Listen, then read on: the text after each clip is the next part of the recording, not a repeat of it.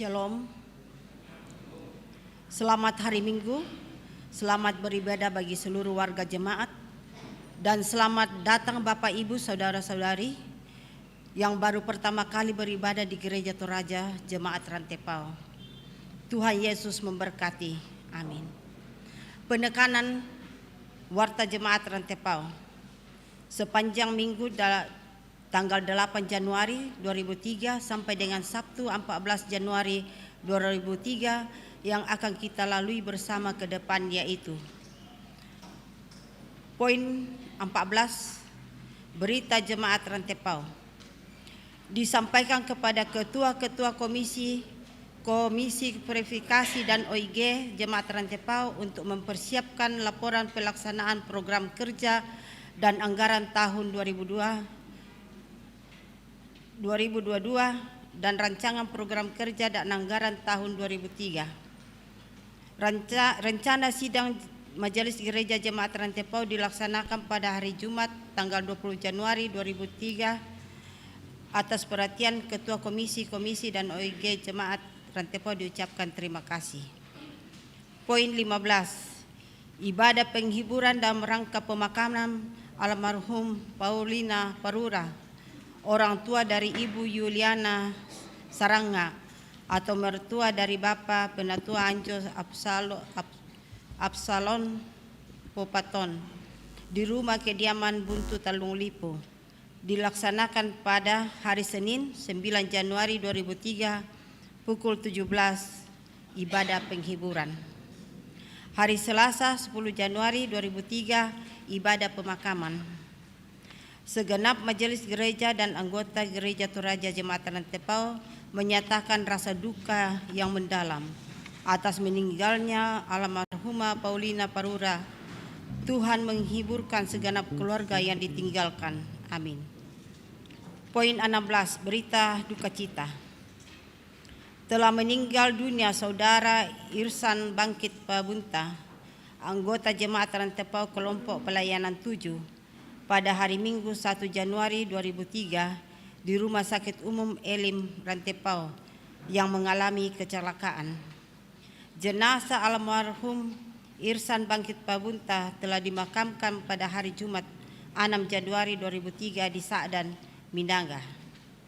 Segenap majelis gereja dan anggota Jemaat Rantepao Gereja Toraja Jemaat Rantepao menyatakan rasa duka cita yang mendalam atas meninggalnya Irsan Bangkit Pabunta. Tuhan menghiburkan segenap keluarga yang ditinggalkan. Amin. Poin 17, ibadah pra perkawinan Saudari Gitaria Tibian dengan Saudara Elia Paul Randi Mandak di rumah keluarga Penatua R. Gusti Tibian di kelompok pelayanan 7, dilaksanakan pada hari Rabu 11 Januari 2003 pukul 16. Atas perhatian dan kehadiran warga jemaat diucapkan terima kasih. Poin 18, pelayanan pemberkatan perkawinan kepada warga jemaat Rantepao, yaitu Saudari Gitaria Tibian SC dengan Saudari Elia Paul Randi Mandak akan dilaksanakan pada hari Sabtu tanggal 14 Januari 2003 waktu pukul 9.30 sampai selesai. Tempat di gedung Gereja Toraja Jemaat Rantepao, Klasis Rantepao. Resepsi perkawinan akan dilaksanakan pada hari tanggal Sabtu 14 Januari 2003 waktu pukul 12.30. Tempat di Toraja Misliana Hotel. Keluarga Bapak Penatua Rahmat Gusti Tibian dan Ibu Diaken Destrita Bumbungan Senga dan Bapak Abner Sami Bandak, Ibu Ellen Selfie Umbo, serta kedua mempelai mengundang semua majelis gereja dan anggota jemaat untuk hadiri dan memberikan doa restu baik pada ibadah perkawinan maupun pada resepsi tersebut. Atas kehadiran kita semua, keluarga mengucapkan terima kasih. Tuhan memberkati. Poin 19, ibadah syukur keluarga Penatua Piet Hein Tioki, kelompok pelayanan 6, mengenang 1 tahun meninggalnya orang tua Oma Arvin dilaksanakan pada hari Selasa 10 Januari 2003 pukul 16. Atas perhatian dan kehadiran warga Jemaat Rantepau diucapkan terima kasih. Poin 20. Komisi Verifikasi Jemaat Rantepau disampaikan kepada semua bendahara dalam lingkup Jemaat Rantepau yang belum diverifikasi agar segera datang di gedung pelayanan Jemaat Rantepau pada hari Senin 9 Januari 2023 pukul 10. Atas perhatiannya diucapkan terima kasih.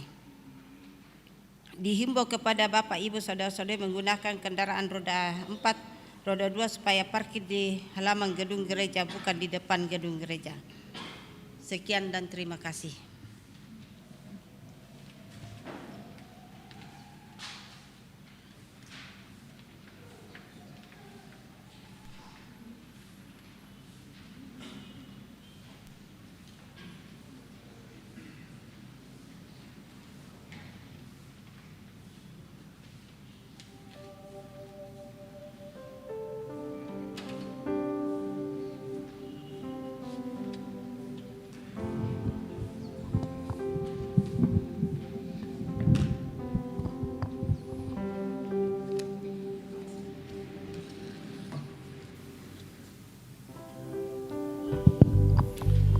Salam sejahtera bagi kita semua.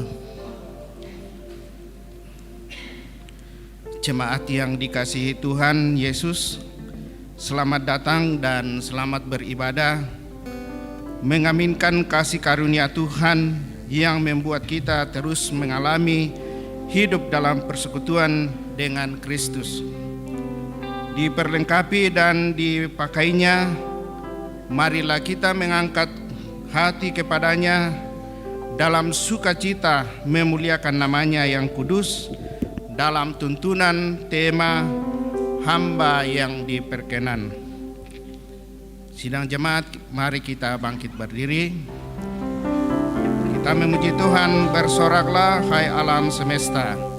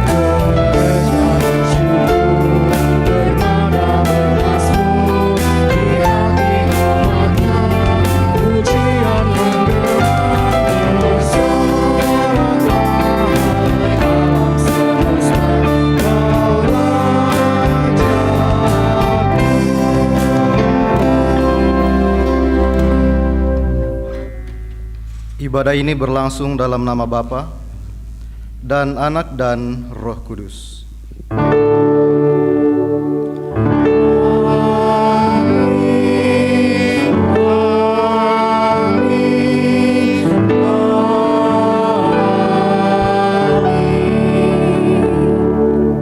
Salam sejahtera bagimu, Tuhan besertamu.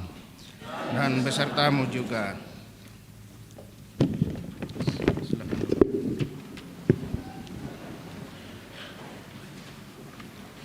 Sidang jemaat kekasih Tuhan, kita membaca Mazmur secara berbalasan. Dari Mazmur 92 ayat pertama sampai dengan ayat yang ke-11. Mazmur 29 ayat pertama sampai ayat yang ke-11.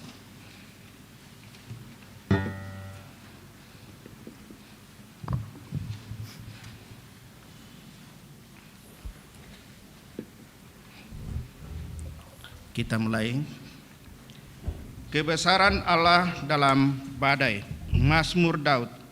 Kepada Tuhan, hai penghuni sorgawi,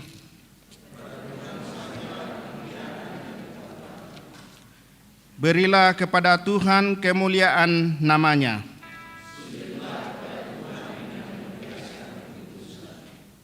Allah yang mulia, suara Tuhan di atas air.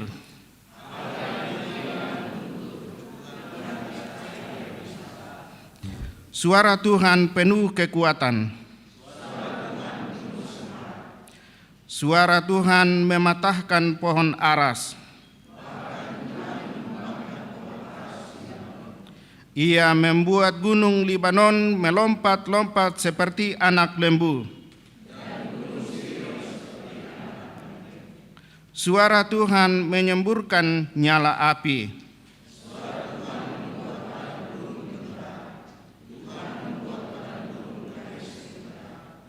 Suara Tuhan membuat beranak rusa betina yang mengandung.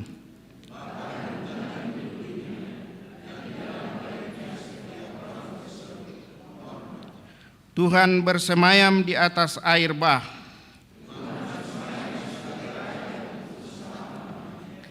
Tuhan kiranya memberikan kekuatan kepada umat-Nya. Amin. Kita memuji Tuhan. Palulakoi puang tumintu kadi pangkeran emintu to malaika.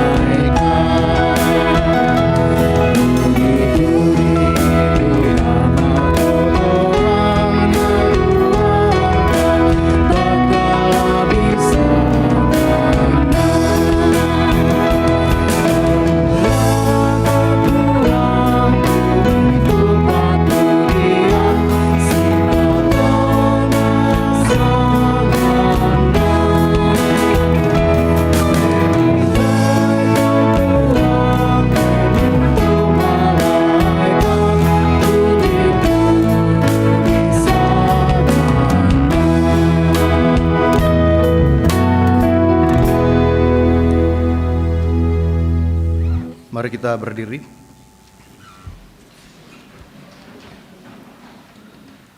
Dengarkanlah kembali ke-10 firman. Lalu Allah mengucapkan segala firman ini.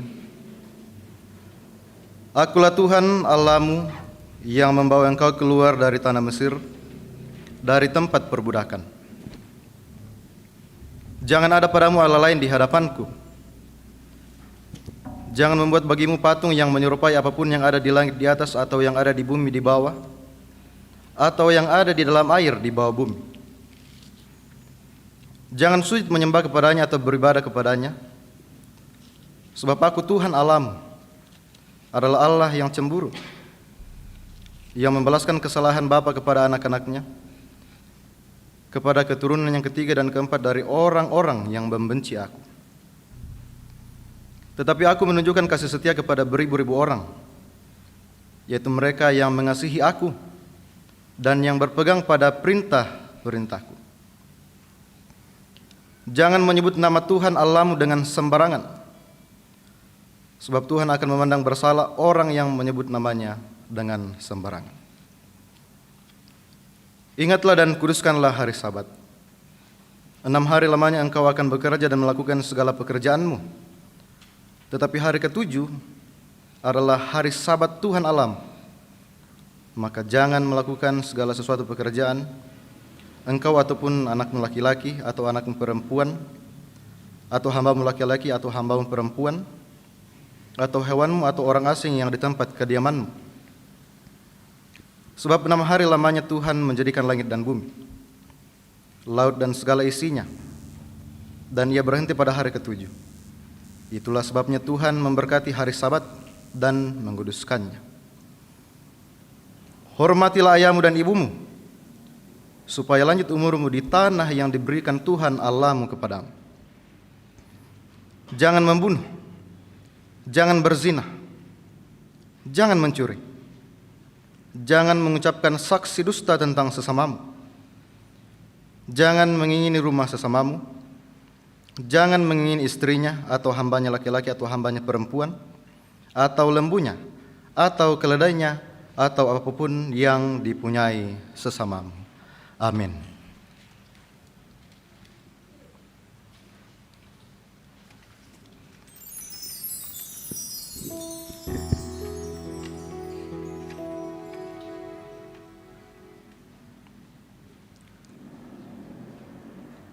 Langsung.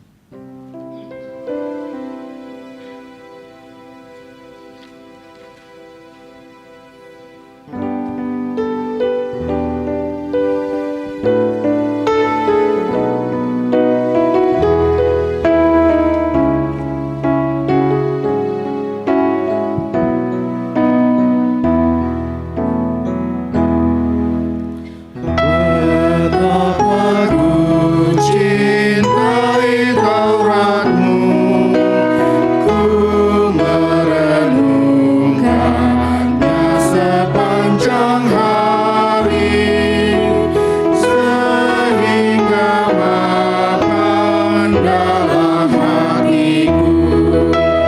Aku hamba-Mu, sungguh ku sadari bahwa firman-Mu hikmat yang penuh, jauh melebihi hikmat duniawi.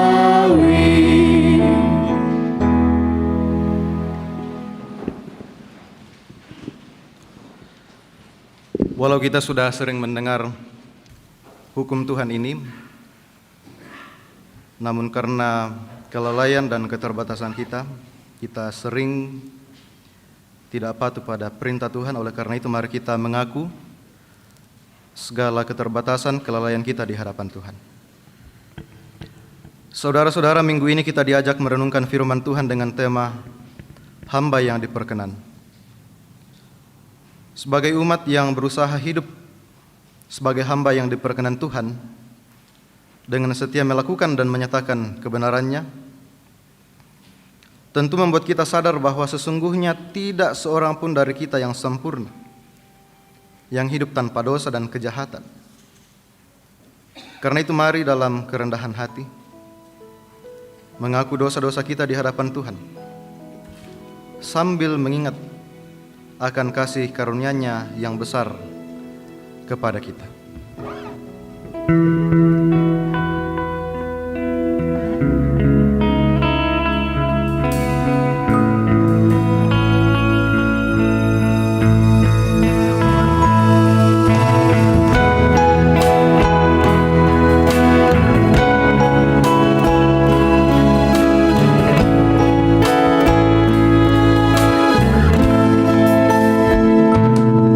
Sejauh timur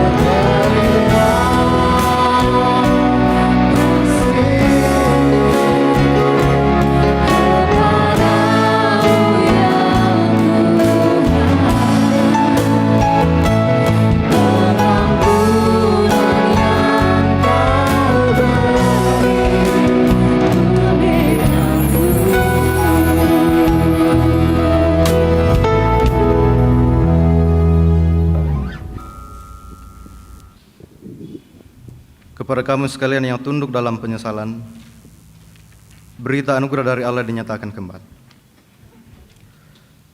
Tetapi sekarang setelah kamu dimerdekakan dari dosa, dan setelah kamu menjadi hamba Allah, kamu beroleh buah yang membawa kamu kepada pengudusan, dan sebagai kesudahannya ialah hidup yang kekal. Sebab upah dosa ialah maut, tetapi karunia Allah ialah hidup yang kekal dalam Kristus Yesus Tuhan kita. Amin. Sidang jemaat kekasih Tuhan, kita akan memberikan persembahan syukur kepada Tuhan. Sambil persembahan disiapkan, kita dituntun oleh firman Tuhan dari pertama Tawarik pasal 16 ayat yang ke-29. Berilah kepada Tuhan kemuliaan namanya, bawalah persembahan dan masuklah menghadap Dia. Sujudlah menyembah kepada Tuhan dengan berhiaskan kekudusan. Kita memuji Tuhan saat ku masuk ke hadirat-Mu, ku bersyukur dan sembah-Mu.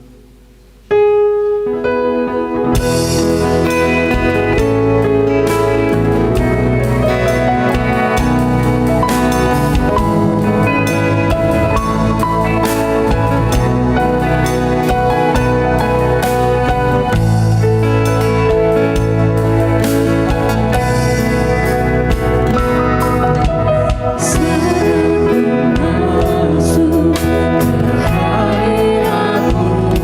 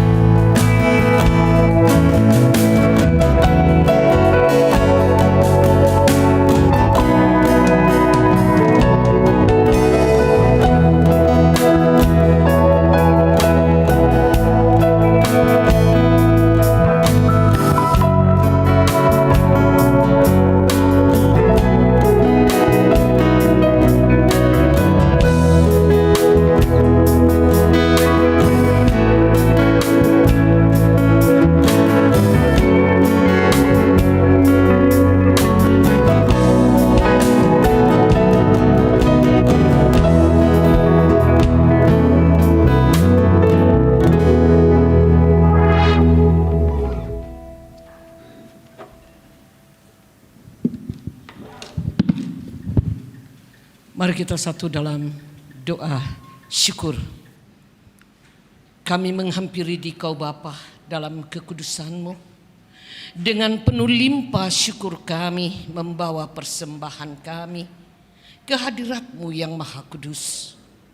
Kami sungguh berharap bahwa Engkau berkenan akan persembahan kami, sehingga apa yang telah kami berikan ini Tuhan boleh berbau harum di hadapan-Mu, menjadi kekuatan gereja-Mu di tengah-tengah dunia ini untuk terus bersaksi bahwa Kristus telah bangkit, bahwa Tuhan begitu baik bagi kehidupan anak-anak-Nya.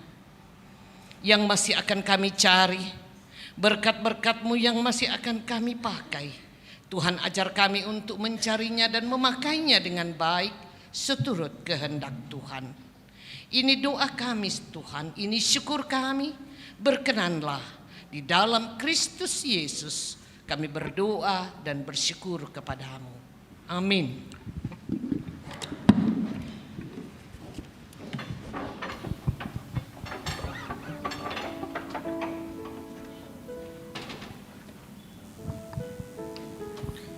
Bapak Ibu, saudara-saudara, kita menyanyikan nyanyian syukur atas persembahan kita dengan melakukan padamu Tuhan dan Allahku kupersembahkan hidupku.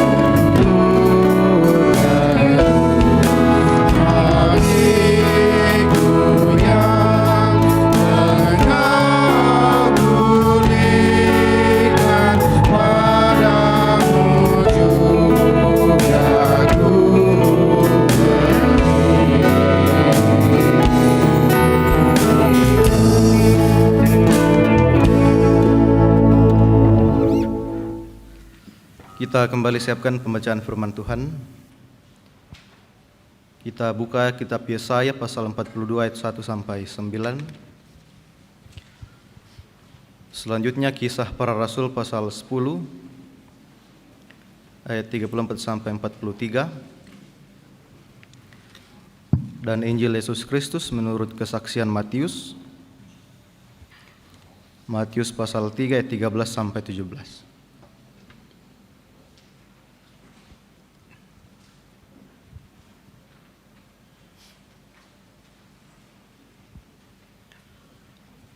Sebelum kita membaca merenungkan firman Tuhan, kita mohon tuntunan Roh Kudus, kita berdoa.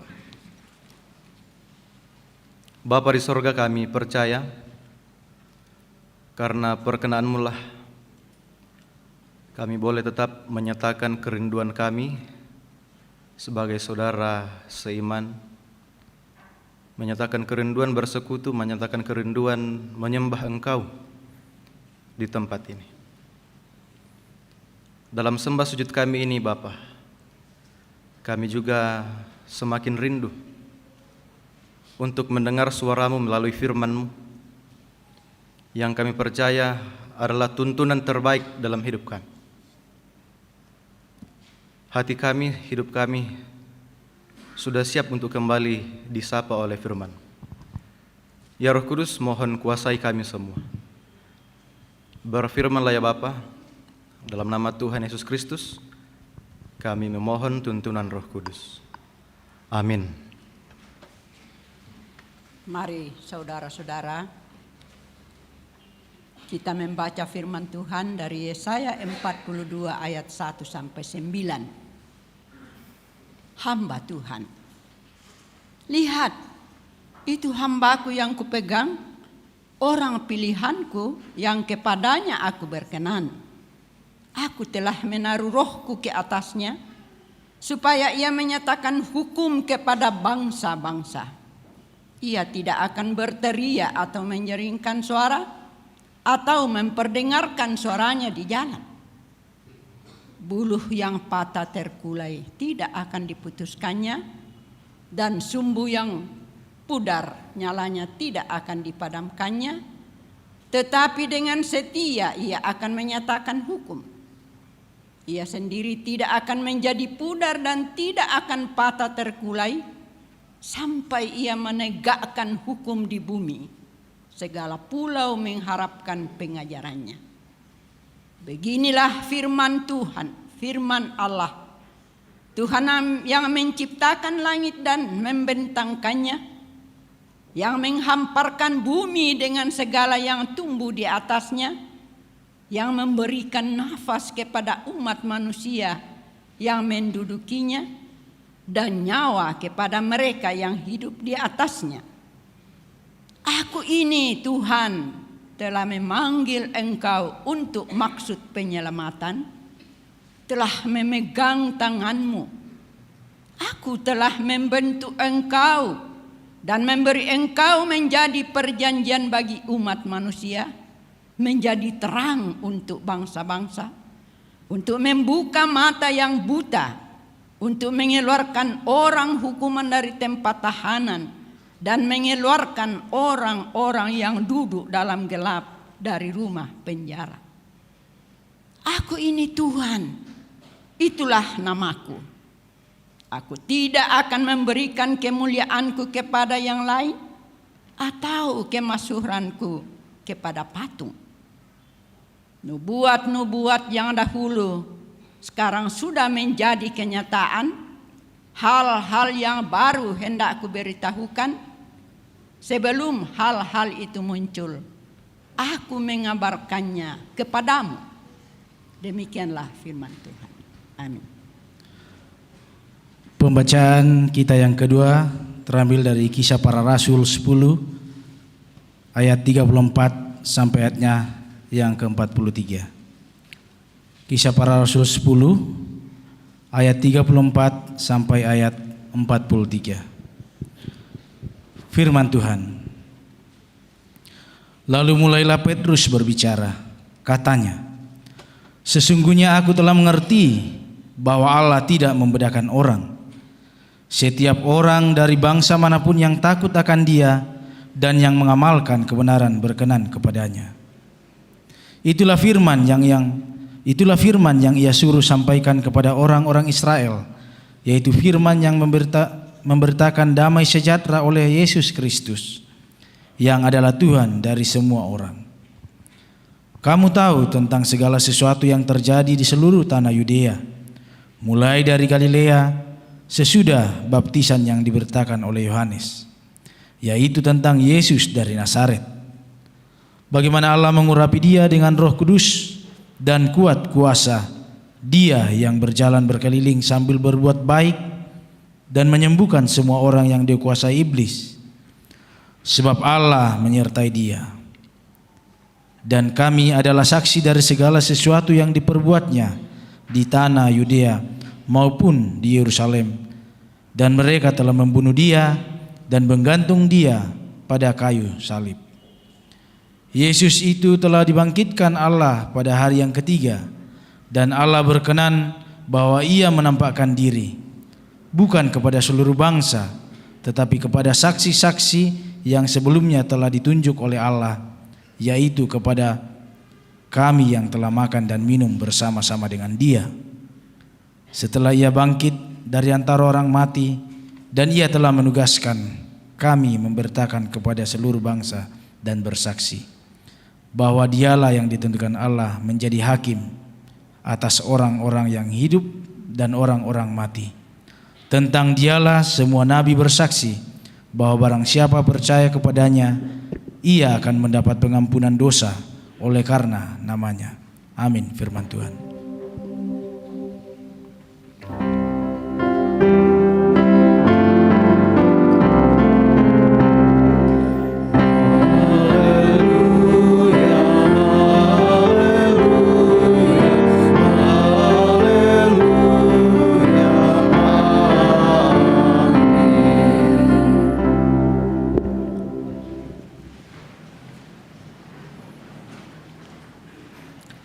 Dengarkanlah Injil Yesus Kristus yang dituliskan Matius pasal 3 ayat 13 sampai 17. Yesus dibaptis Yohanes. Maka datanglah Yesus dari Galilea ke Yordan kepada Yohanes untuk dibaptis olehnya. Tetapi Yohanes mencegah dia, katanya, "Akulah yang perlu dibaptis olehmu, dan engkau yang datang kepadaku." Lalu Yesus menjawab, katanya kepadanya, "Biarlah hal itu terjadi, karena demikianlah sepatutnya kita menggenapkan seluruh kehendak Allah." Dan Yohanes pun menurutinya. Sesudah dibaptis, Yesus segera keluar dari air, dan pada waktu itu juga langit terbuka, dan ia melihat Roh Allah seperti burung merpati turun ke atasnya.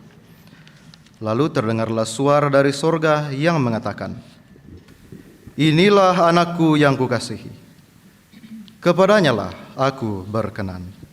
Amin. Ure semangat.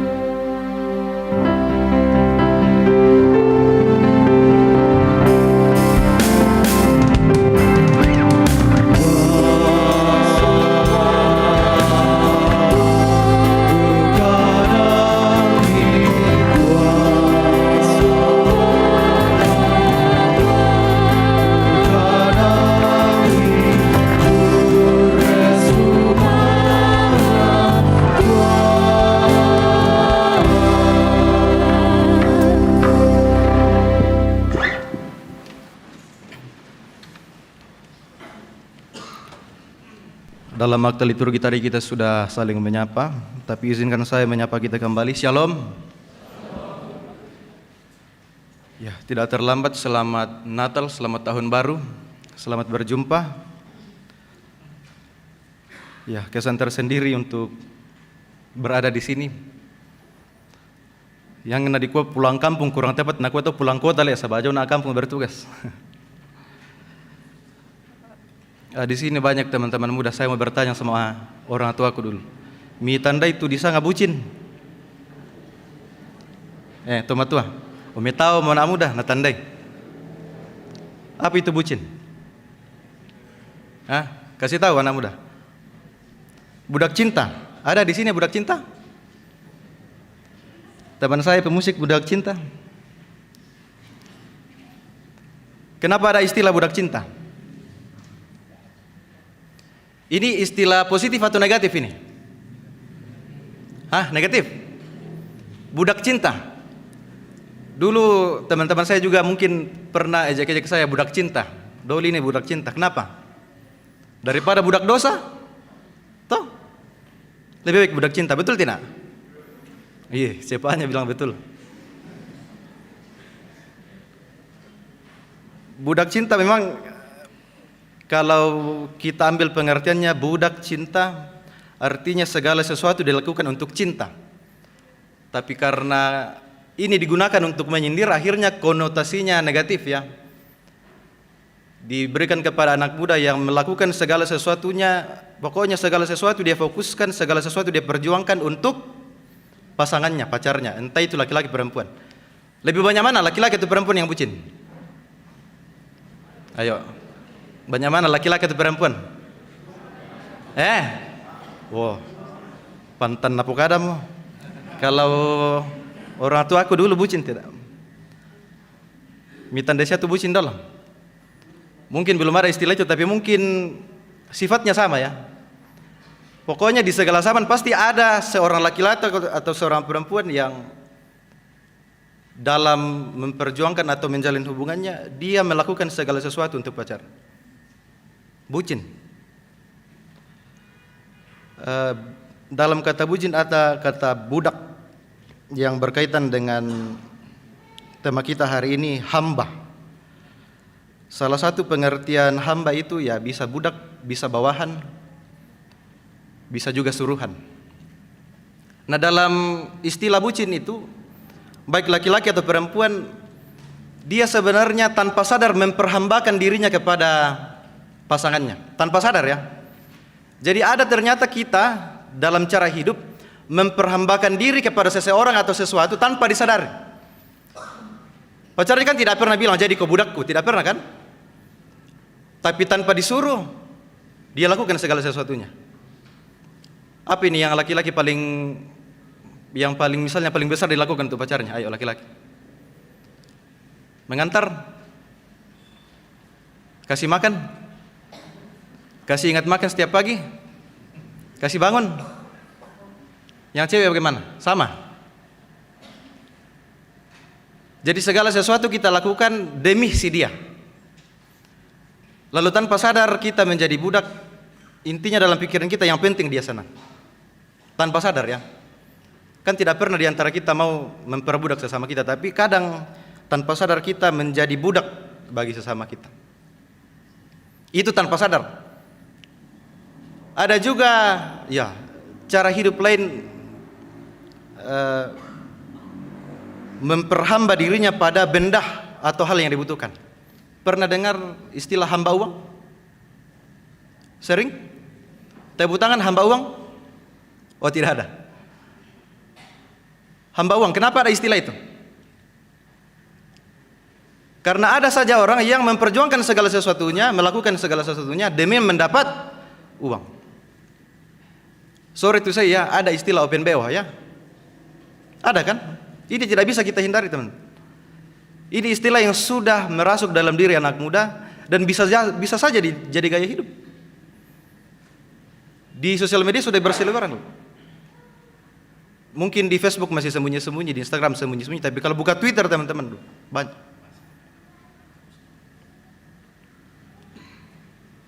Memperhambakan dirinya pada uang. Demi barang branded, demi gaya, demi uang, maka menjual harga diri. Bukan cuma perempuan ini ya, kita tidak bicara gender, banyak. Orang tua juga mungkin tidak sadar, memperhambakan dirinya pada uang. Kira-kira ada tidak cara hidup orang tua yang tanpa sadar sudah jadi hamba uang?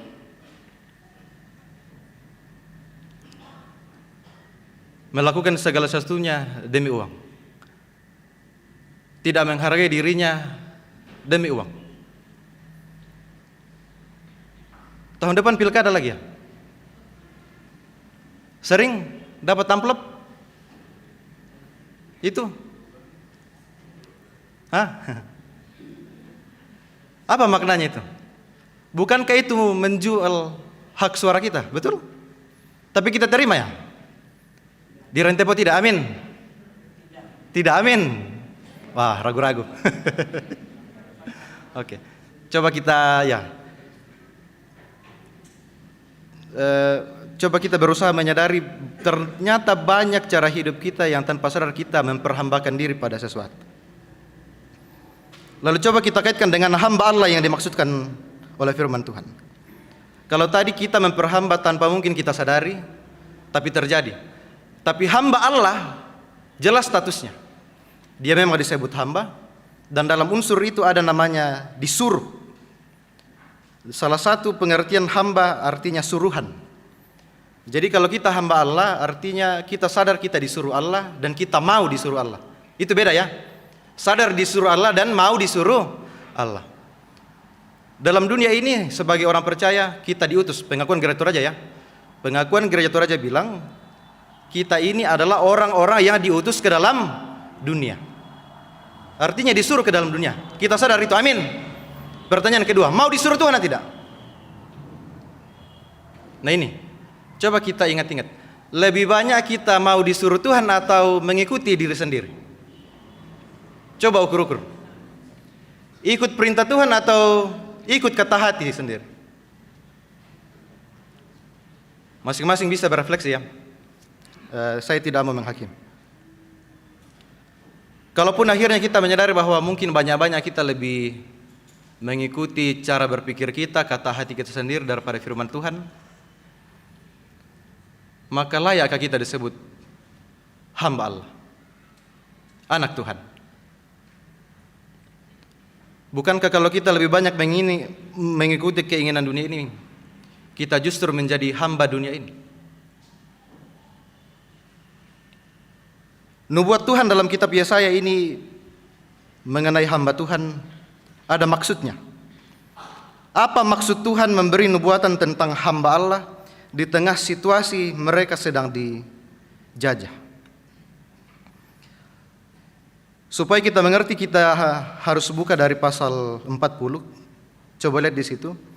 Pasal 40 sampai pasal 48, keselamatan untuk bangsa di dalam pembuangan. Jadi nubuat tentang hamba Tuhan ini salah satu nubuatan pengharapan bagi bangsa Israel saat itu yang sedang dalam pembuangan, yang kehilangan harapan. Dalam situasi kehilangan harapan itu, kemungkinan besar orang Israel lebih fokus pada dirinya sendiri, kepada sesamanya, daripada kepada Tuhan lagi. Coba Bapak Ibu Saudara-saudara kita ingat, kalau kita mengalami masalah, lalu kita tidak ingat Tuhan, apa yang terjadi? Kita berusaha mengandalkan diri sendiri, mengandalkan pikiran, akhirnya sumpu tangata, pusaki. Lalu ketika kita sudah tidak dapat solusi dalam diri sendiri, berusaha bergantung pada orang lain, solusinya selesai? Belum tentu. Bisa saja masalah semakin bertambah. Maka itu juga yang terjadi kepada orang Israel di tanah pembuangan. Mereka dalam keterpurukan itu tidak mampu lagi melihat pengharapan dalam Tuhan. Mereka berusaha bebas dengan caranya sendiri. Ya, bisa saja mereka juga akhirnya menjadi ABS di sana asal bapak senang karena mereka diperbudak. Mereka lakukan segala sesuatu yang penting mereka tidak disiksa. Bisa saja seperti itu. Akhirnya sudah tidak ada Tuhan dalam diri mereka. Nah, itulah sebabnya Tuhan mengutus Nabi Yesaya memperdengarkan suara Tuhan kepada mereka. Masih ada Tuhan. Di luar dirimu yang terbatas, ada Tuhan yang tidak terbatas. Itu yang mau disampaikan dari nubuat.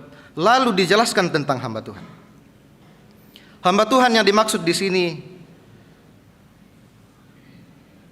tidak hanya mengenai pembebasan Israel pada taraf yang lebih sempit, tapi lebih luas. Karena dalam nubuat ini dikatakan segala bangsa. Ada segala bangsa, ada bumi. Artinya nubuat ini tidak hanya berlaku untuk orang Israel, tetapi kita semua. Bukan cuma orang Israel yang punya pergumulan. Saya punya pergumulan, Bapak Ibu Saudara-saudara punya pergumulan. Dan di tengah situasi itu Tuhan selalu mau hadir. Mau mengatakan kepada kita, engkau tidak sendiri. Jangan andalkan cara berpikirmu sendiri. Coba ingat Bapak Ibu Saudara, kalau kita mengandalkan cara berpikir sendiri ketika menghadapi masalah, apa yang terjadi? Bertambah atau berkurang masalahnya? Kebanyakan bertambah ya. Nah, Tuhan tidak mau kita mengalami itu. Tuhan mau memperdengarkan firman-Nya. Bayangkanlah 8 pasal ini nubuat Tuhan untuk pengharapan. Dan salah satu dalam ayat 3 dikatakan, bulu yang patah terkulai tidak akan diputuskannya, dan sumbu yang pudar nyalanya tidak akan dipadamkannya. Bangsa Israel diandaikan seperti bulu yang patah terkulai. Tahu bulu? Bulu itu seperti bambu, tanaman berserat yang gampang bisa lunglai, bisa kelok. Lalu benda itu diandaikan sebagai orang Israel yang sudah patah terkulai, lalu jadi sudah mau lepas dari pokoknya. Lalu Tuhan bilang, bulu yang patah terkulai tidak akan diputuskan. Biasanya kan kita kalau misalnya melihat hal yang mengganggu, misalnya rusak, dikuai, alai paham itu. Misalnya ada sesuatu, misalnya dinding ya, dinding yang dipakaikan wallpaper itu, lalu sudah sobek, sudah hampir putus, apa yang kita lakukan? Kita cabut atau kita lem kembali? Pilih mana? Dicabut atau dilem kembali? Biasanya dicabut ya. Nah, itu mental manusia. Mental Tuhan tidak begitu. Kita itu bagaikan manusia yang sudah rusak, yang sudah hampir keluar dari kehidupan bersama Allah, tapi Tuhan tarik kembali. Makanya dikatakan, bulu yang patah terkulai tidak akan diputuskannya. Serusak-rusaknya manusia, Tuhan tidak pernah berniat untuk membinasakan manusia. Amin. Tapi kalau akhirnya manusia binasa, itu karena siapa? Karena kita sendiri yang cari penyakit. Mengapa orang Israel mengalami pembuangan? Ya diri sendiri. Berkali-kali Tuhan sudah memperingatkan, tapi akhirnya mereka harus dihukum. Coba orang tua yang sudah punya anak, tega tidak pukul anaknya? Tega pukul anaknya? Kalaupun dipukul, bagaimana rasanya? Pernah pukul anak, misalnya pakai lidi sajalah. Pernah? Bagaimana rasanya Bapak Ibu? Senang? Tidak. Saya mulai mengenal kasih Tuhan ini ketika ingat caranya papa saya hukum saya. Pada minggu itu papa saya, dia kalau pukul saya pakai rotan. Biru-biru Tuhan tuh letekin. Tapi beberapa menit kemudian rampokan neraka, nah pakai minyak gosok tuh letekin. Aku minta maaf tadi terlalu kasar apa, nah minta maaf nah biru meletek. Tapi yang saya tangkap di situ ternyata ayah saya semarah-marahnya tetap dia merasakan sakit ketika memukul saya. Kasih Tuhan seperti itu. Dia tidak mau kita celaka, tapi akhirnya dia harus hukum kita supaya kita tidak binasa. Tapi dia sakit. Dan itu yang semakin nyata dalam Yesus Kristus. Karena tidak teganya dia menghukum kita, makanya dia sendiri yang menghukum dirinya di dalam anaknya. Amin. Jadi kedatangan Yesus Kristus, arti utamanya itu. Karena Tuhan tidak tega kita dihukum, dia tidak mau kita binasa, akhirnya dia yang menghukum dirinya sendiri. Dan kedatangan Yesus Kristus itu dinubuatkan dari Yesaya ini, yang kemudian digenapi dalam perjanjian baru yang kita baca tadi. Orang pilihanku yang berkenan kepadanya, aku berkenan, kembali diulang oleh Allah sendiri dalam Matius pasal 3 ayat 17. Lalu terdengarlah suara dari sorga yang mengatakan, inilah anakku yang kukasihi, kepadanya lah aku berkenan. Jadi kedatangan Yesus adalah salah satu tanda bahwa walaupun kita sudah rusak, tapi Tuhan tidak mau kita semakin rusak. Dia mau kita pulih kembali. Dan langkah terbesar awal supaya manusia pulih kembali adalah pengorbanan Yesus Kristus di kayu salib. Dan sebelum Yesus disalib, dia mengalami proses hidup yang begitu berdinamika. Dan warna hidup Yesus itu warna kehidupan yang menghamba. Kehadiran Yesus Kristus dalam hidup kita itu tanda bahwa Allah sendiri yang dalam ketinggiannya, dalam kemuliaannya mau mengosongkan diri demi kita. Saya suka andaikan itu kita ini manusia di sini, Allah di sini. Allah mau turun, ya. Allah mau turun lebih rendah dari kita, mati demi kita. Posisi kita lebih di atas karena akhirnya dia mati. Allah saja yang demikian tinggi mau turun. Bagaimana dengan kita manusia? Sesama manusia kan setara. Mau turun sedikit? Mau? Susah ya? Susah sekali ya? Merendahkan diri sedikit di hadapan sesama manusia, susah ya? Bagaimana kalau kita sudah di atas? Tuhan saja yang dari atas turun ke bumi. Tahu lagu Natal? Joy to the world, the Lord is come. Bagaimana nadanya itu? Do, si, la, sol, fa, mi, re, do. Jadi lagu itu diciptakan dengan refleksi bahwa Allah turun dari tempat tinggi ke rendah. Bagi kamu yang juga mau merendahkan diri seperti Tuhan, silakan nyanyikan lagu itu. Tapi kalau kamu lebih suka naik, maka rubah lagunya. Do, re, mi, fa, sol, la, si, do. Joy to the world, the Lord is come. Mau? Coba kita jujur pada diri sendiri. Lebih mau ditinggikan atau merendahkan diri? Lalu Tuhan bilang, barang siapa meninggikan dirinya, dia akan direndahkan. Tapi barang siapa yang merendahkan dirinya, dia akan ditinggikan. Karena Yesus Kristus, hamba Allah yang taat. Apa kesaksian Petrus? Dia dibangkitkan, menjadi juru selamat, menjadi hakim untuk orang yang hidup dan yang mati. Sebenarnya itu yang mau Tuhan kita alami. Relalah direndahkan, karena pada waktunya Tuhan akan meninggikanmu. Amin.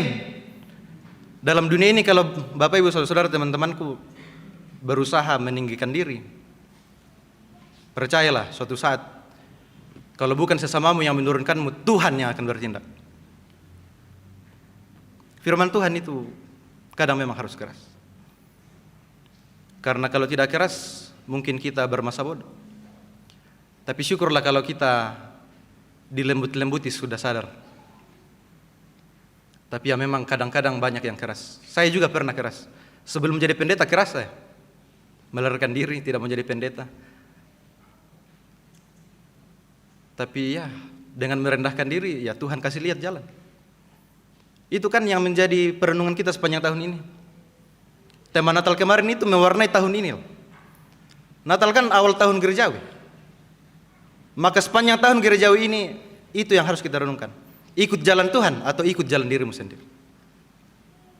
Dan salah satu tanda bahwa kita ikut jalan Tuhan seperti Yesus, rela direndahkan. Bayangkan ya, coba baca tadi di Matius 3 itu. Waktu Yesus mau dibaptis, Yohanes bilang apa?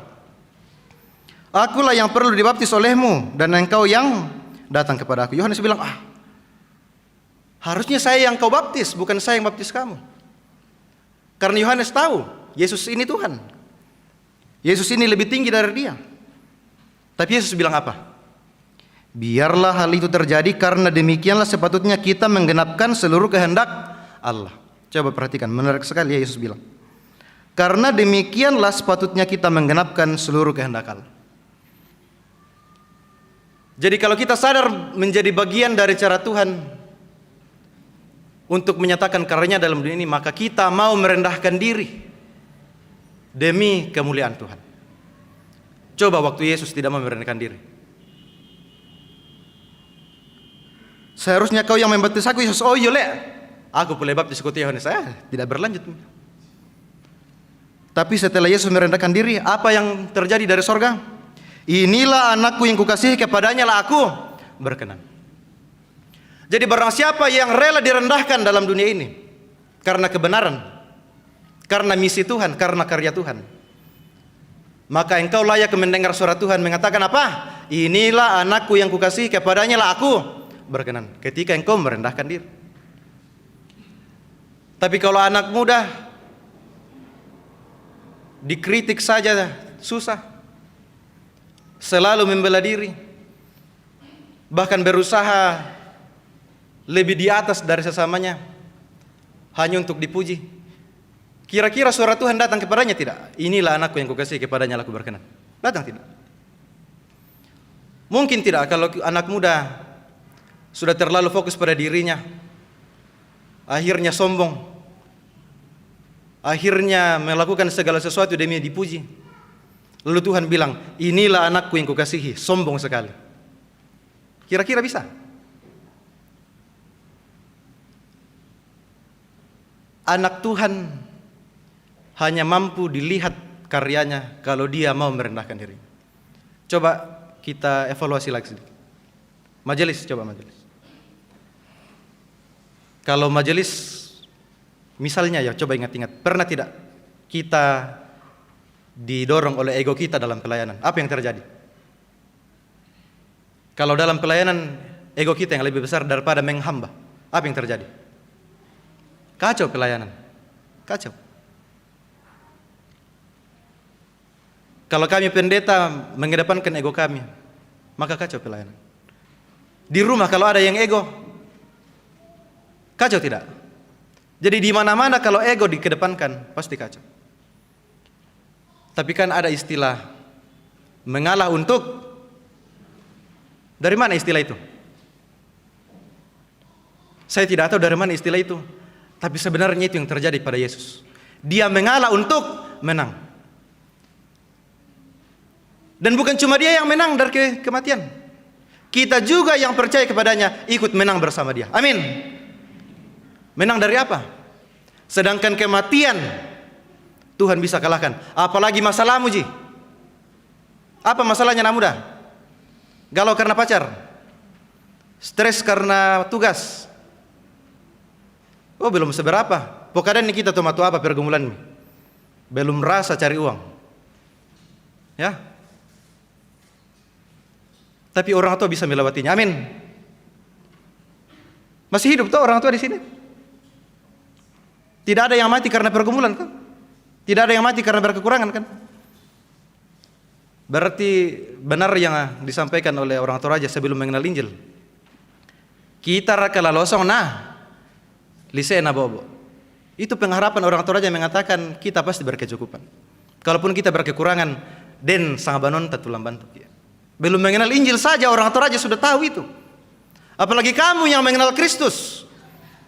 Maka tidak ada di antara kita yang akan menderita sampai mati karena kekurangan, karena kelaparan. Amin.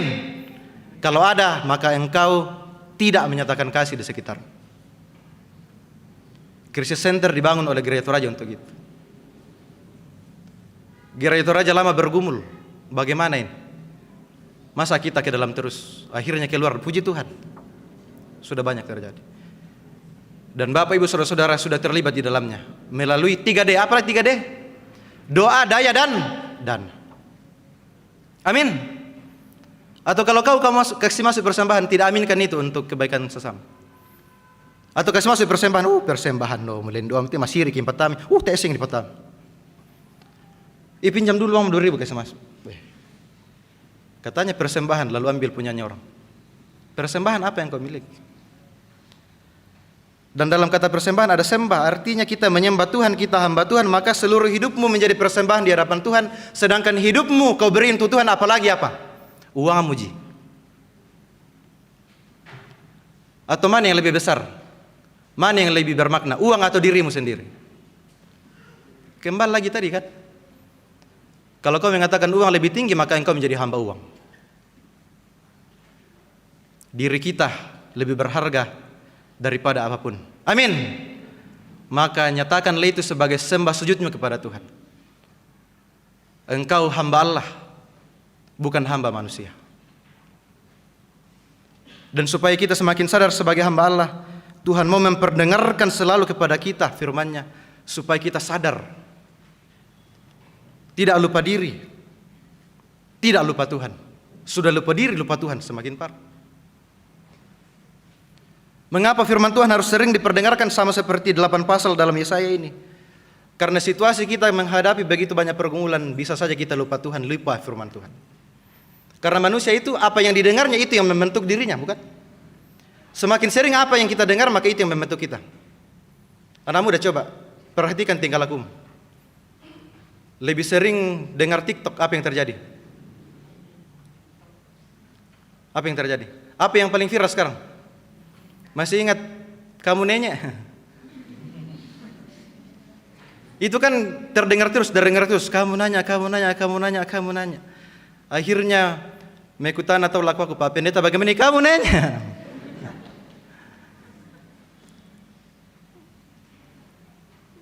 Jadi hal-hal yang kita dengar itu tanpa sadar tinggal dalam diri kita, membentuk kita, dan tanpa sadar terpola hidup kita. Apalagi yang viral sekarang? Terngiang-ngiang di kepala anak muda. Fajar Set Boy. Dari awal Oktober. Lagu apa ini? Aduh. Tapi tinggal di sini karena sering didengar. Mandi dari awal minanyo miki ya. Persiapan tiba dalam kamar dari awal Oktober minanyo miki astaga. Apa yang kita dengar tinggal dalam diri kita, membentuk hidup kita tanpa kita sadar terpola. Pilih mana? Yang viral di TikTok itu yang membentuk dirimu atau firman Tuhan? Ya pertanyaan bodoh ya, harusnya firman Tuhan, amin. Tapi kita susah jawab ya. Yesus memperdengarkan harapan-harapan firman Tuhan dalam Yesaya, memperdengarkan pengharapan itu. Supaya apa yang terbentuk dalam diri kita adalah pengharapan, karena itu yang sering kita dengar. Jadi hati-hati Bapak Ibu Saudara-saudara dengan cara kita berkata-kata dalam rumah. Tuhan mau kita membawa pengharapan, bukan mematikan karakter sesama kita, entah di dalam gereja, entah di dalam rumah. Hati-hati Bapak Ibu menyampaikan kalimat-kalimat kepada anak-anak, jangan sampai hal itu membuat karakternya terbunuh. atau kami pendeta membuat karakter jemaat terbunuh. Kami tidak. Tuhan mau kita menjadi sumber pengharapan. Dan itu hanya bisa terjadi kalau kita mau menghamba di hadapan Allah, ikut perintah Allah. Bukan cuma kami pendeta yang bergumul, saya rasa kita semua bergumul ketika mau melakukan kebaikan.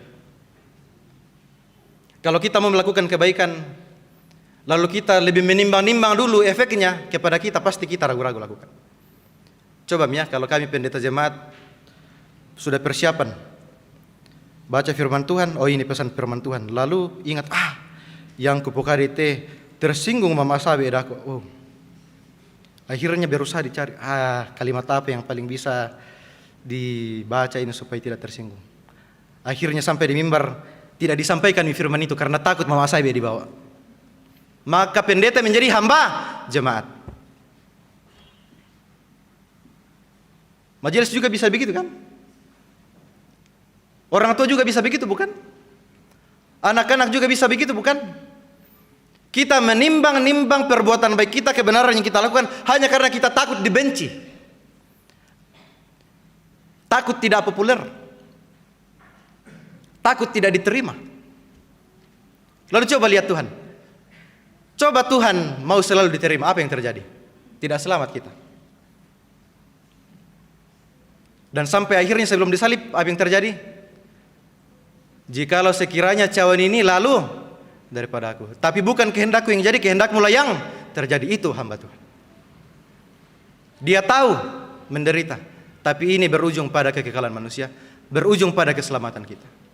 Maka itu juga yang harus tertanam dalam diri saya, Bapak Ibu Saudara-saudara, menghadapi pergumulan, menghadapi cara hidup di zaman ini yang begitu jahat. Mari kita konsisten ikut jalan Tuhan. Jalan Tuhan itu via dolorosa. Apa itu? Jalan salib. Jalan salib memang tidak mudah. Dan jalan salib selalu diandaikan sebagai jalan yang sempit, di mana sepertinya tidak populer, tapi menuju keselamatan. Jadi hati-hati, begitu banyak jalan di sekitar kita.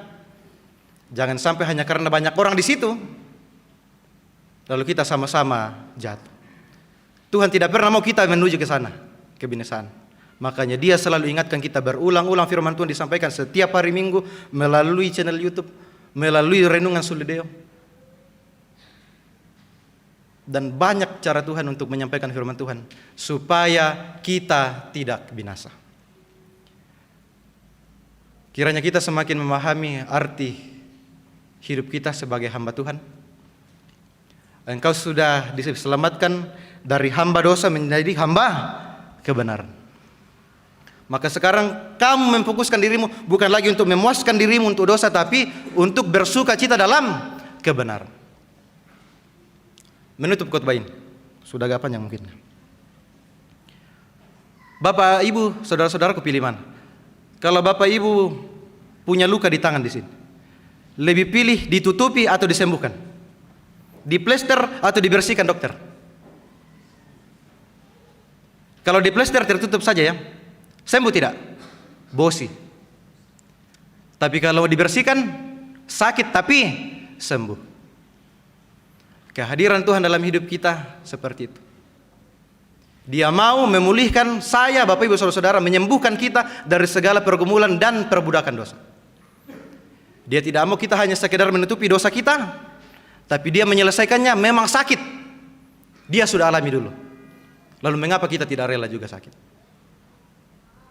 Sakitnya Yesus tidak sebanding dengan penderitaan kita. Bahkan penderitaan murid yang mati demi Injil, Van der Loster yang mati demi Injil itu, bisa konsisten. Loh, kenapa kita masih mencari-cari aman dalam dunia ini? Maka mari kita berefleksi sepanjang minggu ini, apakah kita betul-betul sudah menjadi hamba Tuhan, atau hamba diri sendiri, atau hamba sesama, atau hamba uang, atau hamba segalanya. Dirimu adalah hamba Tuhan, dirimu adalah anak Tuhan, maka berikanlah untuk kemuliaan Tuhan. Roh Kudus menolong kita semua. Amin. Firman Tuhan. Mari kita masuk dalam waktu teduh. Dan di akhir waktu teduh nanti kita akan sambung dengan doa syafaat.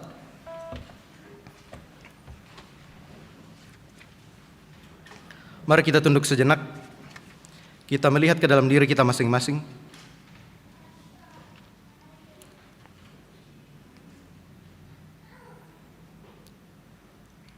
Bapak, Ibu, saudara-saudara yang dikasihi Tuhan, mari kita memeriksa kehidupan kita. Benarkah kita sudah menjadi hamba Tuhan? Benarkah kita sudah menunjukkan sikap hamba di hadapan Tuhan? Atau justru kita mau meninggikan diri kita dan tidak ikut jalan Tuhan?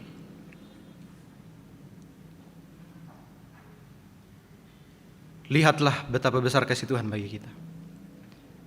Demi kita selamat, demi kita hidup di jalannya, Dia mau mati bagi kita. Yesus Kristus adalah jalan dan kebenaran dan hidup. Hanya dalam Kristuslah kita diselamatkan. Hanya kehendak Kristuslah yang membawa damai sejahtera sejati ketika kita menjalaninya dalam dunia ini. Mari kita berserah penuh.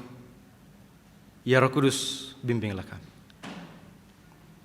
Bapa di surga, saat ini kami membawa syafaat kami.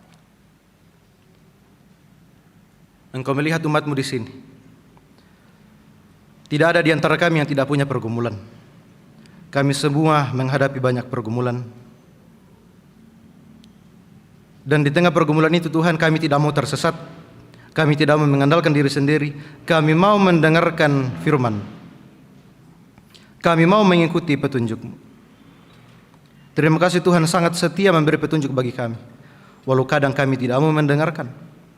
Walau kadang kami keras hati. Saat ini kami mau berserah penuh ya Bapa. Untuk segala pergumulan kami, mohon kuatkan kami untuk melalui semuanya. Dan jika Engkau berkenan, lepaskan kami dari pergumulan yang sedang kami alami.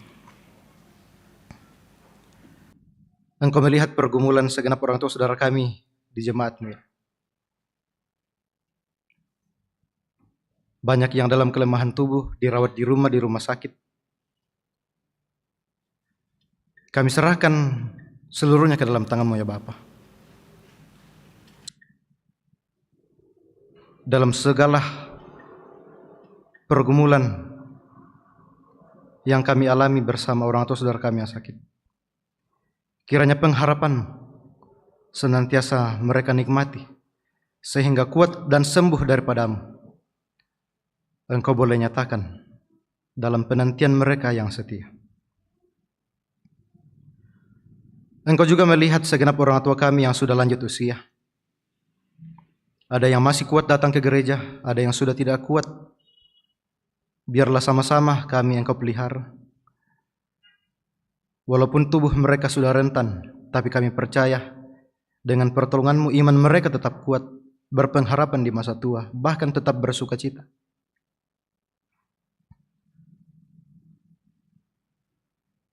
Engkau juga melihat ya Bapa, di tengah pergumulan kami juga tidak lupa bersyukur. Melihat begitu banyak berkat-Mu bagi kami. Berkat pertambahan usia bagi segenap orang tua saudara kami, ada 46 orang di warta jemaat. Mungkin ada juga yang belum kami ketahui. Sempurnakan sukacita mereka ya Bapa. Biarlah pertambahan usia membuat mereka semakin dekat kepada Tuhan. Semakin berharap hanya kepada Tuhan. Pelayanan umat-Mu di tempat ini, pendeta, penatua, diaken, guru-guru sekolah minggu, pengurus OIG, tata usaha. Biarlah semua yang mengambil bagian Tuhan senantiasa Engkau berkati, berikan sukacita, kekuatan, kesetiaan. Terlebih juga pelayanan sepanjang hari ini yang terlibat dalam liturgi, yang terlibat untuk memberitakan melalui sosial media. Semuanya kami mohon berkat-Mu Tuhan untuk kami semakin setia, menjadi berkat bagi banyak orang. Engkau melihat juga perjuangan segenap anak-anak-Mu dalam jemaat ini, dalam pekerjaan kami masing-masing. usaha kami masing-masing, mencari pekerjaan, pendidikan. Kami mohon kuasa kasih-Mu Tuhan untuk menolong kami dalam pengharapan, dan biarlah melalui itu semua anak-anak-Mu semakin diperlengkapi dan semakin menikmati berkat dari Tuhan. Secara khusus juga kami serahkan ke dalam tangan-Mu rencana pelayanan pemberkatan perkawinan untuk saudari Gitaria dengan saudara Elia. Kami mohon kuasa kasih-Mu Tuhan untuk menyertai rencana ini, menyempurnakan sukacita keluarga, mempersatukan dua insan ini, bahkan mempersatukan dua rumpun keluarga. Kami juga bergumul bersama segenap orang tua saudara kami yang masih dalam suasana duka cita. Keluarga penatua Apa Putuan, keluarga Pabunta, keluarga Heri Dua Lembang. Engkau melihat duka mendalam yang kami rasakan bersama. Hanya dengan pertolongan-Mu, segenap saudara kami yang berduka ini bisa melalui lembah kekelaman, bisa bangkit kembali dari keterpurukan. Oleh karena itu Bapa, kami berserah penuh kepada-Mu untuk Engkau menguatkan, menghiburkan mereka dengan kuasa kasih. Jemaat-Mu juga sedang dalam rencana pembangunan gedung gereja, gedung pelayanan jemaat Rantepal. Kami mohon kuasa kasih-Mu juga Tuhan menyertai segenap panitia, majelis, anggota jemaat untuk bersama-sama terlibat untuk pelayanan pembangunan ini. Demi kemuliaan Tuhan, demi pelayanan yang semakin membawa berkat bagi jemaat di tempat ini. Kami serahkan kehidupan kami sebagai bangsa dan negara. Kami serahkan pemerintah kami, aparat TNI Polri, para medis, pejabat-pejabat publik yang Engkau jadikan pelayan. Biarlah kami semakin terbentuk sebagai hamba Tuhan, sehingga yang kami laksanakan adalah kehendak Tuhan, bukan kehendak kami sendiri dan bukan rencana manusia. Kiranya kami semua baik pemimpin dan rakyat sama-sama Tuhan mengikuti jalan Tuhan demi kemuliaan Tuhan, demi damai sejahtera Tuhan. Seluruh hidup kami Tuhan hari ini dan seterusnya kami serahkan ke dalam tangan. Kami sungguh terbatas Bapa, dan ketika kami lalai kami mohon tetap setia Tuhan untuk menegur dan membentuk kami. Kami tidak mau lepas daripada-Mu Tuhan, kami mau selalu hidup di dalam tangan-Mu, berjalan bersama-Mu di dalam jalan-Mu. Bimbinglah kami ya Bapa, bimbinglah kami ya Roh Kudus. Terimalah kami yang bermohon dalam nama Tuhan Yesus Kristus Juru Selamat kami. Dan kami rindu menyapa Bapa di sorga dengan doa yang sudah diajarkan Tuhan Yesus kepada kami. Bapa kami yang di sorga, dikuduskanlah nama-Mu, datanglah kerajaan-Mu, jadilah kehendak-Mu di bumi seperti di sorga.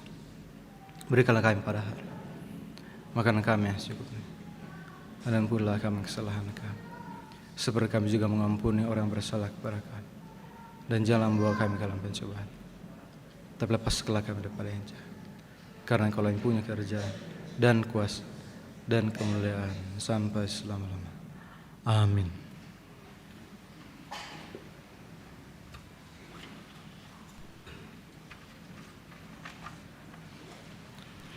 Mari kita bangkit berdiri.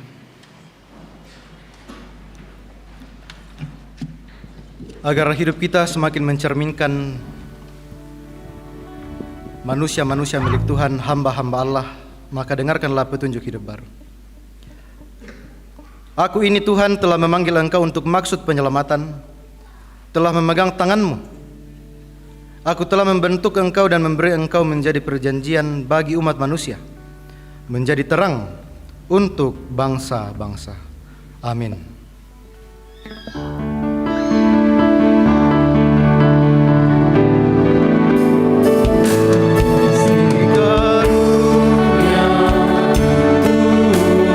Yesus yang kasih Allah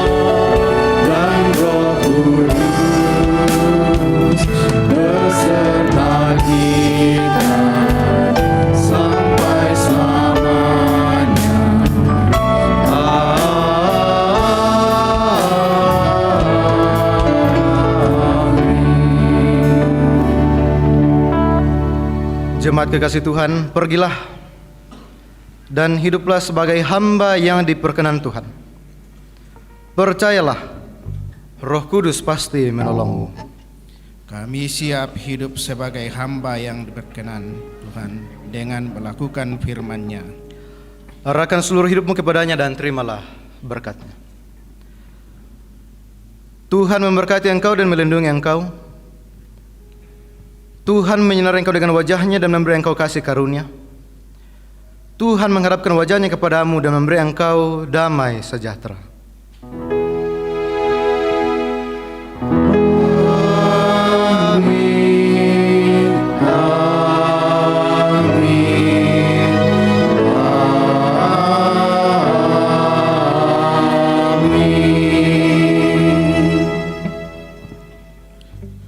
Bapak Ibu, saudara-saudara yang kekasih, kita menyanyikan nyanyian syukur, Aku milikmu, Yesus Tuhanku.